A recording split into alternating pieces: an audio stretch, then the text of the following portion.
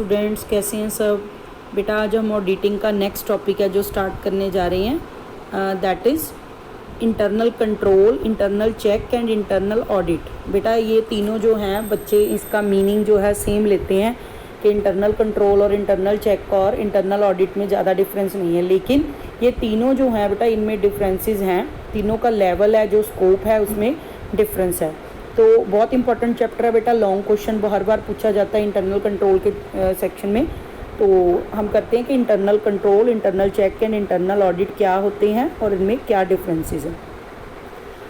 तो फर्स्ट है internal control बेटा। तो इंटरनल कंट्रोल एक वाइडर टर्म है, कहता most important aspect of management control. जो मैनेजमेंट कंट्रोल करना चाहती है ऑर्गेनाइजेशन में उसका सबसे अच्छा जो आस्पेक्ट है ये इंटरनल कंट्रोल सिस्टम है।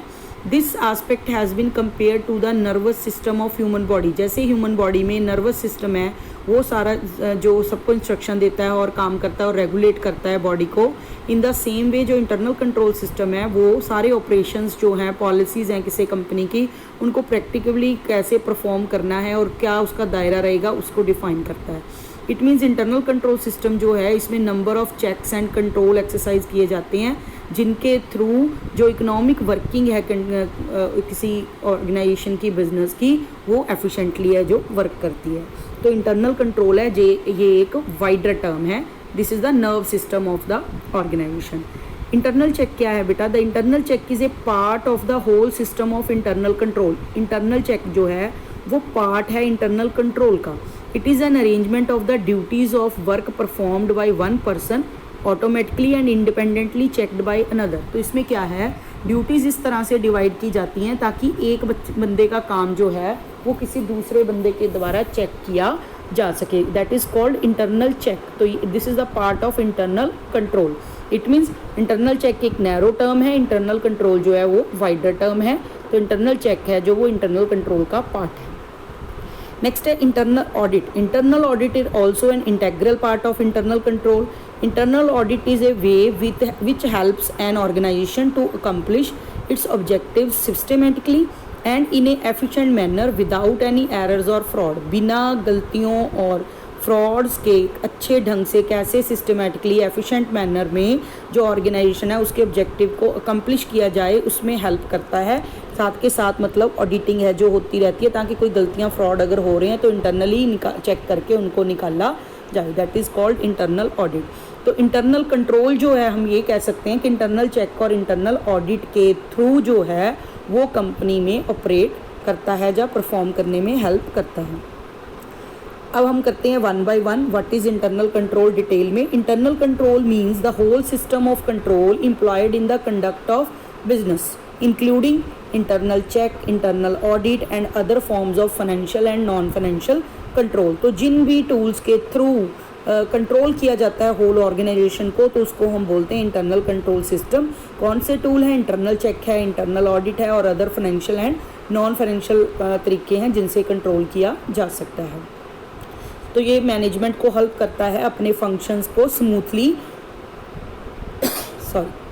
परफॉर्म करने में, एफिशिएंट मैनर में। It aims at providing accurate and reliable information to the management so that optimum decisions can be taken. तो क्या इसका क्या काम है कि एक्यूरेट एंड रिलायबल इंफॉर्मेशन है जो वो मैनेजमेंट तक पहुँचे ताकि ऑप्टिमम जो डिसीजंस हैं वो लिए जा सके, बेस्ट डिसीजन है जो एक ऑर्गेनाइजेशन के लिए लिए जा सके। तो ये था कि इंटरनल कंट्रोल का मीनिंग क्या है। इसके बाद आपके पास डिफरेंट डेफिनेशंस दे रखी हैं, आपको जो ठीक लगे आप कर सकते हो। एक बहुत अच्छी डेफिनेशन है institute of chartered accountants of England and Wales की। Internal control means not only internal check और इंटरनल ऑडिट। इंटरनल कंट्रोल का मतलब सिर्फ इंटरनल चेक या इंटरनल ऑडिट नहीं है but the whole system control, financial और अदरवाइज, और जो भी फाइनेंशियल या नॉन फाइनेंशियल तरीके अपनाए जाते हैं ताकि मैनेजमेंट जो फॉलो करती है to carry the business company in orderly manner और सेफगार्ड किया जा सके, एसेट्स जो हैं कंपनी की सिक्योर किया जाए, पॉसिबल एक्यूरेसी हो अकाउंट्स में, रिलायबिलिटी हो अकाउंट्स में, उन सबको करने के लिए जो भी तरीके अपनाए जाते हैं, टूल्स यूज़ किए जाते हैं, उन सबको मिला के हम इंटरनल कंट्रोल बोलते हैं। इसके बाद है इंटरनल कंट्रोल है जो इसको दो पार्ट्स में, लेवल्स में डिवाइड किया है। फर्स्ट इज़ एडमिनिस्ट्रेटिव कंट्रोल, दूसरा है अकाउंटिंग कंट्रोल। तो क्या है administrative control? It simply can defined as the plan of the organisation and all the methods and procedures which are concerned mainly with operational efficiency and which strongly attached to managerial policies and which usually relate only indirectly to the financial records। तो वो क्या कहता है कि जो organisation के plans हैं, methods हैं, प्रोसीजर्स हैं, एफिशिएंटली ऑपरेशंस को परफॉर्म करने के लिए उन सबके साथ जो रिलेटेड है उसको हम बोलते हैं एडमिनिस्ट्रेटिव कंट्रोल। और दूसरा है accounting control. It means the method and plans for an organisation that are concerned mainly with safeguarding the assets and accuracy of its own financial statements. तो कहता है जो फाइनेंशियल स्टेटमेंट्स बन रही हैं वो सही तरीके से बने और अपनी एसेट्स है जो उनको सेफगार्ड किया जा सके और एक्यूरेटली फाइनेंशियल स्टेटमेंट्स तैयार हों, उससे रिलेटेड जो कंट्रोल है that is called accounting control. तो प्लान्स, पॉलिसीज, मेथड से रिलेटेड जो कंट्रोल है दैट इज एडमिनिस्ट्रेटिव कंट्रोल, और accuracy and of the accounts and safeguarding the assets के लिए जो कंट्रोल है that is called accounting control. उसके बाद है आपके पास objectives of internal control system. तो ऑब्जेक्टिव में क्या है? फर्स्ट है एग्जीक्यूशन एज पर ऑथराइजेशन। तो फर्स्ट ऑब्जेक्ट जो इंटरनल कंट्रोल सिस्टम का क्या है कि जिस बंदे के पास जितनी अथॉरिटी है उतना काम उस बंदे को दिया जाए, या ट्रांजैक्शंस है वही बंदा परफॉर्म कर रहा हो जिस बंदे को उसकी अथॉरिटी है सिस्टम में करने के लिए, जिसको पावर दी गई है। सेकंड है prompt and correct recording of transaction. दूसरा क्या है कि जो जल्दी से ट्रांजैक्शंस हैं वो जब हैपन हो रही हैं साथ के साथ उनको प्रॉम्प्टली अकाउंट्स की बुक्स में रिकॉर्ड किया जा सके ताकि उसमें गैप है जो ना बने। तो इसके लिए वो कहता है कि all the transactions are promptly recorded in the accounting period in which these are executed so as to permit the preparation of financial information with a framework for the recognise accounting policies and practices को use करके time frame के बीच में जो accounts हैं जो वो prepare किए जा सकें। दूसरा ये ऑब्जेक्टिव है। थर्ड है सेफ गार्डिंग एसेट्स। एसेट्स जो हैं ऑर्गेनाइजेशन की उनको अनऑथराइज असेस किसी को ना हो, कोई उसको यूज़ या डिस्पोज ऑफ ना कर सकता हो, सिर्फ वही पर्सन करे जिनको अथॉरिटी है, ताकि एसेट्स ऑफ द कंपनी जो है उनको सेफ गार्ड किया जा सके। Next, to check discrepancies in assets. अगर एसेट्स में कुछ डिस्क्रिपेंसीज हैं, द रिकॉर्डेड एसेट है जो वो कंपेयर की जाती हैं एग्जिस्टिंग एसेट्स के साथ जो बुक्स में रिकॉर्ड हैं, जो एग्जिस्ट कर रही हैं फिजिकली, और रीजनेबल इंटरवल के बाद, थोड़े थोड़े टाइम पीरियड के बाद, और अप्रोप्रिएट एक्शंस लिए जा सकें कि अगर कुछ कमियां हैं उसमें कम हो रही है पहले से एसेट्स तो उनके रीजंस हैं उनको फाइंड आउट करके करेक्टिव एक्शंस है जो लिए जा सके। नेक्स्ट है to attain efficiency in audit work.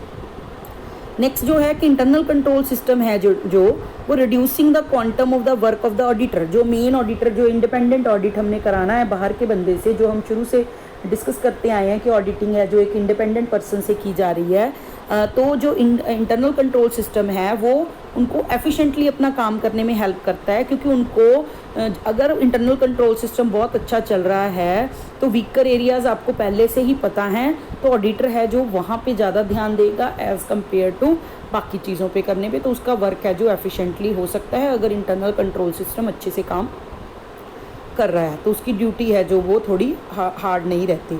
Optimum utilisation of resources. तो कहता है अगर मैनेजमेंट इंटरनल कंट्रोल सिस्टम है जो उसको फॉलो करती है तो ऑप्टिमम यूटिलाइजेशन ऑफ रिसोर्सेज कर सकती है बिजनेस में जो अवेलेबल है। तो ये थे बेटा ऑब्जेक्टिव्स ऑफ इंटरनल कंट्रोल के इंटरनल कंट्रोल क्यों ज़रूरी है, या इसके क्या ऑब्जेक्टिव्स हैं। नेक्स्ट है करैक्टरिस्टिक्स या फीचर्स क्या है इंटरनल कंट्रोल सिस्टम की। तो कहता कि फर्स्ट है नॉलेजेबल एंड ट्रस्टवर्दी पर्सन। जो पर्सन जो हैं ऑर्गेनाइजेशन के वो मेन एसेट होते हैं पर्सोनल जितना भी है, फिर अगर जो एम्प्लॉयज़ हैं ऑर्गेनाइजेशन के वो ट्रस्टवर्दी होंगे, नॉलेज होगी उनको ज़्यादा, तो ऑलवेज जो एक कंपनी है, एक बिजनेस है, वो लॉन्ग टर्म के लिए सर्वाइव करेगा बेटा। और दूसरा, अगर आपके पास इनकम्पिटेंट पर्सनस हैं तो जो ऑर्गेनाइजेशन है जल्दी ही शट डाउन हो जाएगी या लॉसेस कमाएगी। सो एवरी एम्प्लॉई है जो कंपनी का, उनको फुल नॉलेज और वो ऑनेस्ट होना चाहिए, ट्रस्टवर्दी होना चाहिए। तो इंटरनल कंट्रोल सिस्टम की ये फर्स्ट फीचर है। Second, assurance of timely information. Assurance of timely information में क्या है कि जो इन्फॉर्मेशन आ रही है वो टाइमली जब ज़रूरत है तब अवेलेबल हो सके। अगर इंटरनल कंट्रोल सिस्टम अच्छा है तो उसकी खासियत ये है कि इंटरनल कंट्रोल सिस्टम आपको टाइमली इन्फॉर्मेशन है जो वो प्रोवाइड करेगा, ताकि जब भी आपको डिसीज़न लेने के लिए उसकी ज़रूरत है तो आप उनके बेसिस पे डिसीज़न है जो ले सको। नेक्स्ट है division of responsibilities to prevent errors. Next क्या है कि रिस्पॉन्सिबिलिटीज़ हैं जो वो डिवाइड की जा सके कि किस काम के लिए कौन बंदा, क्योंकि हमने अथॉरिटी एंड जो रिस्पॉन्सिबिलिटी है उसको डिवाइड किया जा सके, हर बंदा जो है उसके बाद कितनी पावर है और वो किस किस काम के लिए रिस्पॉन्सिबल है उसको डेलीगेट किया जा सके, डिवाइड किया जा सके। क्योंकि अगर रिस्पॉन्सिबिलिटी फिक्स होगी तो हम एरर्स जो हैं उनको रोक सकते हैं, फ्रॉड जो हैं उनको प्रिवेंट कर सकते हैं। तो एक सिस्टम ये है कि डिवीज़न ऑफ रिस्पॉन्सिबिलिटीज़ होती है जो कि एरर्स होने में रोकती है। नेक्स्ट कॉन्टीन्यूस ऑब्जर्वेशन, कहता है कि जब इंटरनल कंट्रोल सिस्टम है, एक इसकी ये खासियत है कि जैसे आप ऑडिटिंग कराते हो इंडिपेंडेंट ऑडिटर से, जो वो तो लास्ट में होगी अकाउंट्स की, जब हो चुकी सारी हैपन उसमें होगी, लेकिन यहाँ पे कॉन्टीन्यूस ऑब्जर्वेशन है। एम्प्लॉयज़ को भी पता है कि हमें कॉन्टीन्यूसली ऑब्जर्व किया जा रहा है, तो ज़्यादा अच्छा सिस्टम चलेगा। क्योंकि from time to time special reviews किए जाते हैं पर्टिकुलर आइटम्स के, जैसे स्टॉक कितना है, फिजिकली स्टॉक कितना है, वेजेस डिपार्टमेंट कैसे चल रही हैं, तो उनका बार बार रिव्यू करने के कारण, कॉन्टीन्यूस ऑब्जर्वेशन के कारण जो सिस्टम है वो ज़्यादा अच्छा वर्क करता है। तो ये थी बेटा कुछ करैक्टरिस्टिक्स या features of internal control system.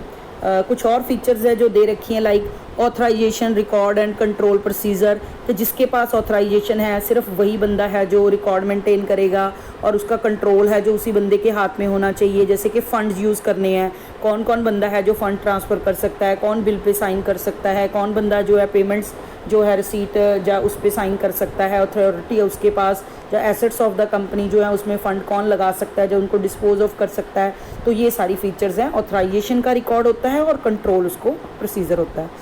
Plan of the organisation, तो कहता है जो इंटरनल कंट्रोल सिस्टम है वो हर बंदे को उनकी डिफरेंट जॉब्स डिफरेंट डिपार्टमेंट में असाइन करता है।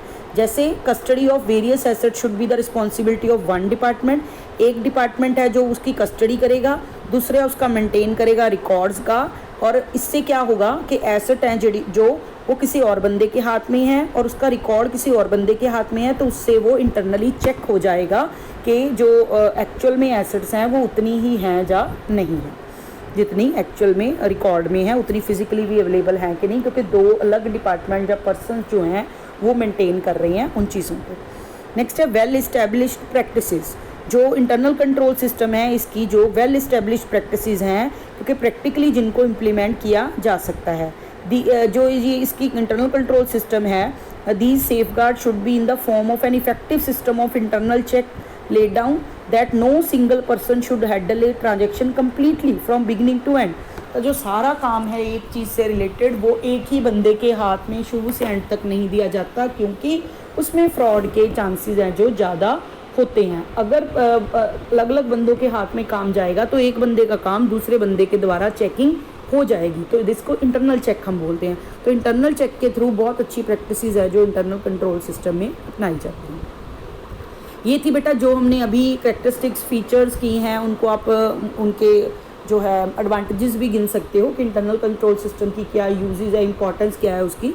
इसके बाद आपको कुछ लिमिटेशंस दे रखी है इंटरनल कंट्रोल सिस्टम की, that is time consuming and costly. एक बात तो ये है कि इंटरनल कंट्रोल सिस्टम है जो टाइम कंज्यूमिंग कंसेप्ट है, क्योंकि लंबा प्रोसेस है, पूरा साल चलता रहेगा। कि ऑडिटिंग की जो एक्सटर्नल ऑडिटर आता है, इंडिपेंडेंट ऑडिटर, उसकी तरह नहीं है कि साल के एंड में हायर किया और उसने किया, पूरा साल चलता रहना है। तो इसको लागू करना टाइम कंज्यूमिंग भी होता है और कॉस्टली भी होता है। दूसरा, irregular transactions are ignore. Generally जो रूटीन नेचर की ट्रांजेक्शन्स हैं उनको कंसिडर किया जाता है। जो ट्रांजेक्शन इरेगुलर हैं, जो बार बार हैपन नहीं हो रही, उनके बारे में ज़्यादा ध्यान है जो इंटरनल कंट्रोल सिस्टम में नहीं दिया जाता। ह्यूमन एरर, जब पॉसिबिलिटी ऑफ ह्यूमन एरर है जो वो पॉसिबल है, क्योंकि ह्यूमन जो नेचर है कि उसके एरर्स हो सकती हैं, तो इंटरनल कंट्रोल सिस्टम है इस वीकनेस से भी वो है, क्योंकि ह्यूमन एरर के कारण।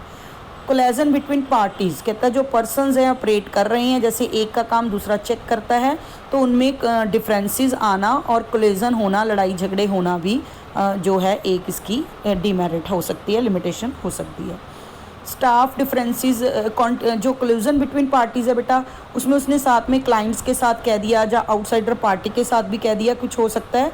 ये स्टाफ डिफरेंसेस में कहते हैं कि पर्सनली एक दूसरे के साथ जो है उनके डिफरेंसेस है जो हो सकते हैं। नेक्स्ट है manipulation by management. Manipulation by management क्या है कि मैनेजमेंट जो है, क्योंकि जो इंटरनल कंट्रोल सिस्टम है सारा किसके अंडर वर्क करता है, मैनेजमेंट की डायरेक्शंस के अकॉर्डिंग काम करता है। तो बहुत सारी चीज़ों को जो मैनेजमेंट है वो क्या करती है, मैनिपुलेट भी करती है। तो ये भी एक जो है लिमिटेशन है बेटा। तो मिलते हैं बेटा नेक्स्ट वीडियो।